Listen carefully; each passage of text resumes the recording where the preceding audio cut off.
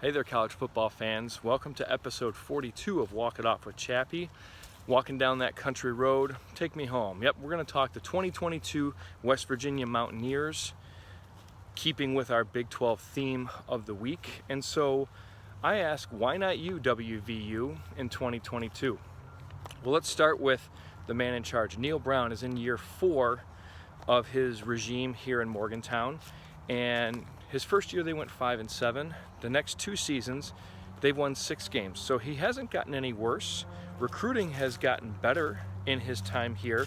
So the previous 4 years before he arrived in Morgantown, West Virginia averaged a ranking of 48th nationally. He's got him now at 37th nationally in his just completed his 4th cycle, I guess you could call it, as head coach at West Virginia. He's an offensive mind. He's shown that not only here, but in his previous stop at Troy, a place where he went 4-8 his first season, and then 10 wins, 11 wins in the next 3 years. So that's certainly something that West Virginia fans are hoping to see sometime real soon, especially with a short leash as a Power 5 head coach.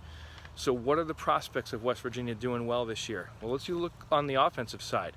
They're getting 2 very important additions to that offensive collection in quarterback JT Daniels, a transfer from Georgia, and offensive coordinator Graham Harrell. So let's start with Harrell. He's a guy who has made a living in the air raid system as a player, as an assistant coach as well. So he was an All-American quarterback at Texas Tech under Mike Leach, pretty much considered to be the godfather of the air raid, no disrespect, Hal Mummy. And he was also an assistant coach under Leach at Washington State. He then was an offensive coordinator and quarterbacks coach for a couple years at North Texas under Seth Luttrell, another air raid disciple of Mike Leach. And then he spent the last 3 years as the offensive coordinator at USC, where his offenses have ranked in the top 25 in total offense, passing offense, red zone offense, and also third down conversions to boot. So he's a guy who knows how to manufacture yards and points on that side of the ball. He's working with JT Daniels, a former player of the year out of California, and started out at USC, then transferred to Georgia. And the 2 most recent years, or 1.5 most recent years for Daniels, he had a 17-5 touchdown interception ratio and completed 69% of his passes. So he's putting up the numbers, and he's an efficient quarterback and a guy who can throw a really good deep ball, something that seems like it could and should work out in the air raid system. And he kind of reminds me a little bit of Will Grier in that both were highly sought after players in high school. They started off at a blue blood program. Things didn't really pan out, and then they came to Morgantown.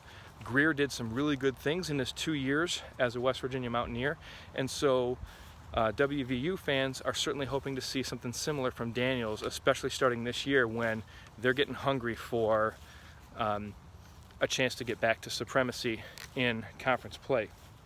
And they're going to need to be magical. So West Virginia had the number 18 red zone offense last year, so they're used to scoring points when they get in that territory.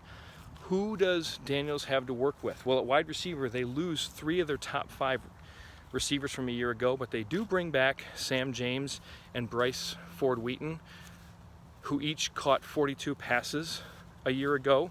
They combined for 8 touchdowns. They each averaged over 12 yards per reception. So there's some firepower there.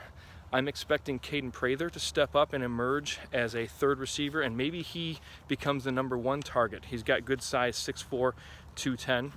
And then also keep an eye out for freshman Jarrell Williams, and then junior Reese Smith gives him another compliment out wide. Daniels is going to have an experienced offensive line in front of him. All 5 guys come back, headlined by all Big 12 center Zach Frazier. He also has big left tackle Wyatt Millam and steady rock-like guard Doug Nestor, who has logged some considerable starts and a lot of snaps at both Virginia Tech and West Virginia. But the big question mark is going to be at running back. So who's toting the rock? Well, they lose Letty Brown, who was their their guy for the last couple of years, and they thought they were going to have a pretty good replacement in Lynn J. Dixon, who transferred over from Clemson. He was in for the spring, and then for whatever reason went back into the transfer portal, leaving that running back room pretty thin. So Tony Mathis and Justin Johnson are going to trade off carries until one of those guys emerges. Keep in mind, they also like to run with their backup quarterback, Garrett Green. He's an athletic, go-getter type quarterback who loves to stick his nose in things. He loves to make things happen with his legs by any means possible. And he averaged 6.2 yards per carry a season ago, so keep an eye out for that. You look over on the defensive side. This is where West Virginia has really cut their teeth the last few seasons. It's year 3 of Jordan Leslie, their D coordinator. And in his first year in 2020, they were the number 1 pass defense, the number 4 total defensive team, and the number 21 scoring defense. And even though they took a little bit of a dip last year, it wasn't anything overly significant. And he's a guy who has experience working with the defensive front, and he's got 3 pretty good ones on his defensive line coming back this year. Dante Stills was an all Big 12 performer at D tackle. He had 7 sacks and 8 tackles for loss. He's joined by Taj Alston at one of the DN spots, who had 5 sacks and 6 TFLs. And then Jared Bartlett is at that bandit position, which is kind of like that hybrid defensive end outside linebacker. He also added 3.5 sacks and 2.5 tackles for loss. So there is some havoc presence up front. Linebackers are going to be the relative weakness. They bring back Lance Dixon, who was a one-time Penn State Nittany Lion and ex-Relo, but ex-Re has suffered through injuries through most of his career. And if those 2 guys can stay healthy and get some help from Lee Pogba and Tyrick Austin Cave, who have come in through the transfer portal from Syracuse and Miami respectively over the last couple of years, if they can get at least 2 of those guys to solidify and be a tackling presence in the middle and somebody that they can rely on, that's going to make this defense that much better. The secondary is almost completely new. They bring back Charles Woods at one corner, but the rest of the 4 out of 5 DBs in that 4-2-5 scheme are going to be new via the transfer portal. Some names to look out for: Lance Dixon, who transfers over from FCS powerhouse and perennial champion North Dakota State. So he's bringing his winning ways over. Also at safety from Murray State, Marcus Floyd, who in 4 years had 20 pass breakups and 7 interceptions in the FCS level. They also get Rashad Ajayi at the other corner from Colorado State. Ajayi had 34 starts in about just over 3 years at CSU and totaled 13 pass breakups. And then they're also getting highly touted JUCO safety Hershey McLaurin, which is a fun name regardless of his ability, but he's said to be pretty good. And collectively, if they can gel and do their part in locking down those potent Big 12 offenses, then things are going to look better for West Virginia. So what does the schedule look like? We talked about their on-field talent, but how does the schedule set up? Well, it's front heavy and back heavy. They start off going to Pitt in a renewal of the Backyard Brawl, but Neal Brown is 2-2 against Power 5 opponents in non-conference play, 0-2 on the road, and they're playing at Heinz Field, so that doesn't bode well to start off. Then they've got Kansas and Towson at home. They've beaten Kansas 8 straight times. They travel to Virginia Tech and then to Texas, but they're 2-3 against the Longhorns in the last 5 years and 1-1 in Austin. So going to DKR Stadium doesn't seem to faze West Virginia football players. They have a bye, and then after the bye, they have a Thursday night game at home against Baylor, a team that they're 3-2 against in the last 5 seasons.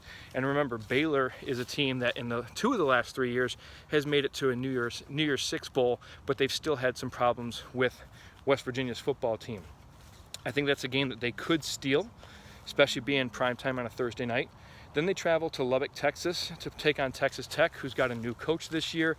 They're going to be relatively young. I think that's another game that West Virginia could steal if they make things happen the right way. They have TCU for homecoming, and they're 5-1 against the Horned Frogs in the last 6. So I think that's a game that they're expecting and they're used to winning. They travel to Iowa State, Then the last 3 games, home against Oklahoma, who they haven't beat in 9 consecutive tries. Kansas State at home, who they're 5-1 against as well. So they've done well against TCU and they've done well against Kansas State in the last 6 years. And again, they have both those teams at home this year. And then they close out the year in Stillwater at Boone Pickens Stadium against the Oklahoma State Cowboys, a team that they've lost 7 straight matchups to. So you lay all that out, I see a 4-8 overall record with a 3-6 mark in the Big 12, which puts them, I think I had them at 8th overall out of 10 teams in the Big 12. But here's some good news for West Virginia fans. As my friend Mike Waxman and I always like to rely on, and we always point out, if you have a good offensive line and a good defensive line and a good quarterback, which West Virginia has 2 of those 3, and maybe all 3 if the offensive line can improve their numbers from a year ago, then West Virginia could be that intriguing team that rises and might finish in the top, anywhere from 3 to 5 in the Big 12. Who knows? Maybe even higher than that with all, with Texas and Oklahoma kind of peering at the SEC, with other teams like Oklahoma State and Baylor having to figure out what are their missing pieces to replace and get back to the Big 12 title game like they did a year ago. And let's not forget, West Virginia was 3-3 in close games last year, meaning they had 6 games that were decided by 7 points or less. So if they can figure out how to close more of those games in the W column and not split them or not go more toward the L's, then West Virginia could be that surprise team this year. But if they go 4-8 like I'm projecting, that puts Neal Brown's 4 years at 4 wins, 6 wins, 6 wins, and 4 wins. And 20 wins in 4 years. You're averaging 5 a year. That's averaging a losing season. Are they going to give him one more shot, or will that be the recipe for Brown to go down? I'd love to see him succeed. I'd love to see West Virginia rise back up and get near the top of their conference like they used to be.